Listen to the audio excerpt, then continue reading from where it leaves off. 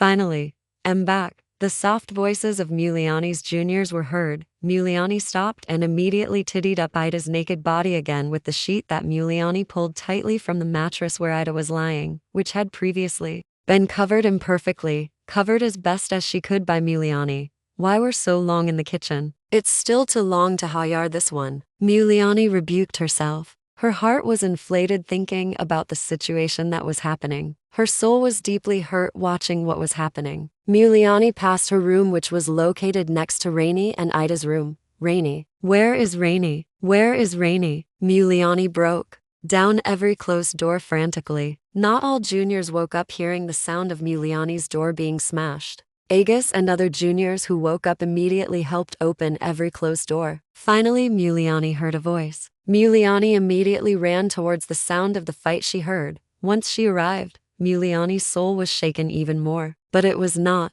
the time to let herself be shaken. Muliani pulled the blanket back and covered Rini's naked body before following the source of the stench of blood. Muliani immediately pulled Agus and Yanto, who were beating up a figure they knew. Andika, a young man whom Muliani had also brought from the village. The two juniors could feel the extraordinary power of their seniors that pulled them both away from Andika, whom Muliani wanted to beat up herself. Without risking anyone else, Muliani began to beat the body that was not yet unconscious until it was completely unconscious and covered in blood. Muliani did not care. Agus and Yanto could only stay silent. They did not move. So did Saiful, Muliani's younger brother, who had immediately run after Muliani. Saiful knew there was a terrifying power in his older sister, the power of courage, the courage that little Saiful had witnessed several times. And little Saiful always felt sorry when Muliani was like that. That was before. Back when he and Muliani were both still children.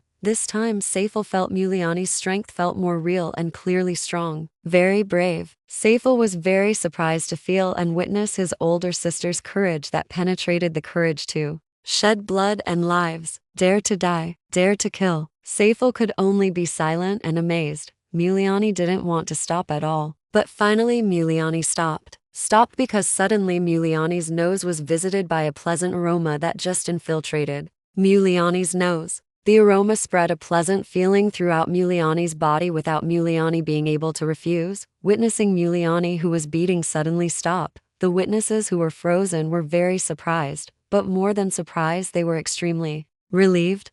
Rope, teeth 'em up. The resounding shout made Saiful and the other juniors suddenly snap out of their daze and rush to get the slap that Muliani had asked for. Saiful handed over the slap with a still frozen soul. Not only was he shock stiff and frozen because his brother still felt he had to tie the two who had fainted, and Saiful was worried that they would not regain consciousness for a long time. Saiful was also incredibly shocked by the way his brother tied the slap to the bodies of the two young men, which really surprised Saiful. It looked and felt as if it was not the first time Muliani had done something like that, tying brutally and knowing how to tie a body that was already helpless. After that, Muliani began to put on Rini's clothes. Her soul was so furious. Her tired body was gone. Her desire to kiss the bed was gone. Finished with Rainey, Muliani returned to Ida's room to do the same thing. Finished with the act of dressing, Muliani lifted Rini's body to Muliani's room. Before leaving, Muliani ordered,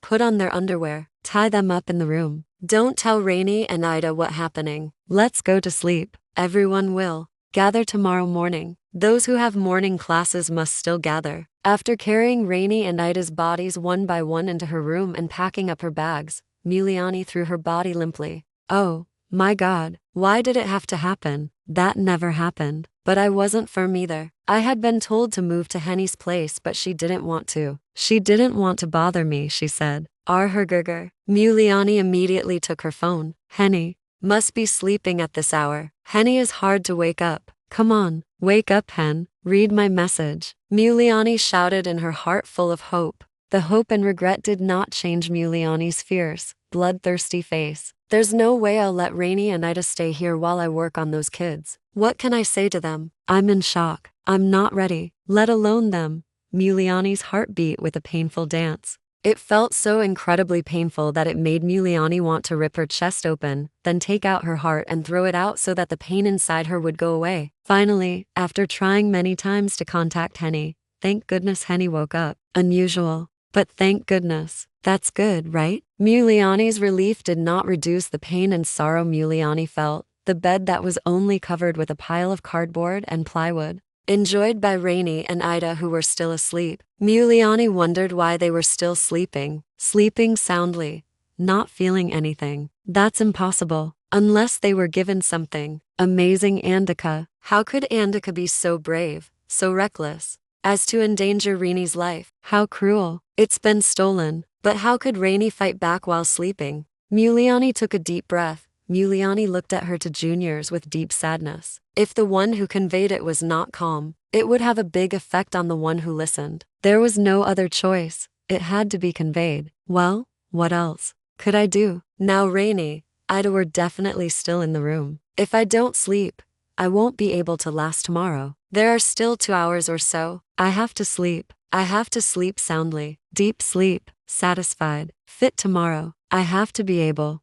to wake up before Rainy Ida wakes up. Ida usually wakes up 5 to 10 minutes before the sound of the early morning prayer time can be heard from the speaker of the place of worship. Sometimes Ida can wake up before that. Muliani ordered herself to fall asleep immediately. The night air in her exhausted body after exerting so much energy, also because tonight was the 3rd night in a row that Muliani had fallen asleep past her bedtime of around 10, greatly helped Muliani achieve sleep on the floor without a mattress, without a bed frame, and without plywood and cardboard. Muliani woke up earlier than she had feared. Her mind froze, unable to work. Her mind was blank. There was nothing on her mind. All she had was how to make the unpleasant situation acceptable to Rainey and Ida, also acceptable to herself. Then, Muliani moved Rainey and Ida back to their room. After that, Muliani lay down on the bed enjoying the turmoil of her feelings alone. Muliani could feel her body tired, very tired. Her tired body was friends with her tired soul, tired of absorbing what was happening. Muliani really wanted to close her eyes. Of course she couldn't. Soon it would be time for Ida to wake up. Sure enough, not long after. Knock, knock. The soft knock on the door. Must be Ida. Muliani immediately stood up to greet her. I don't know what my face looks like. I want to show that everything is okay. Is it possible? I don't know. Just watch. Muliani returned the smile that burst out in front of her. The face that instantly made Muliani feel like her whole body was being controlled by an itch that suddenly attacked her and came together with Muliani wanting to hug Ida, without Muliani having to tell a story, without Muliani having to say anything. Muliani understood very well. Of course she couldn't do that. Hugging meant having to tell a story. Hugging, which Muliani had never done, would of course invite suspicion. She stared at the face of the owner of the bursting smile, full of love. Ida's expression that looked like usual really relieved Muliani. Muliani didn't know what to do other than be more than relieved. Should I show pity? Should I hug? I'm not the type who can express things like that. Because that's life. Because that's the dynamics of life. The dynamics of life will continue to press, force, break through the lives of every human being with its own agenda. That makes it easier for me. Like this. Quiet. Hugging. Being hugged is fun. Very fun. There are many moments when people who used to call me, hug me with joy. That's why I know. Being hugged is fun. Very fun. Meeting at home means intimacy. It means openness. If someone is sad, I sit close. They will come and hug me. I hug according to the wishes of those who I want to calm with a hug. I hug those who are overcome by sadness, overcome by overflowing joy, with and at their request, without me being able to hug when I want to hug. But like this, I can't hug Ida, because I don't have a reason to hug Ida. Hugging someone needs a reason? Muliani took a deep breath. I don't know. What I know is, I need the right timing to hug. Hugging suddenly. Of course, Ida is confused. I don't want Ida to be hysterical. Is that possible? Is that possible? Muliani took another deep breath with her calm face. Mbak Mal, why were you telling me and Mbak Henny to go there so early in the morning? Mbak, how unusual. Oh yeah, what's wrong with the door?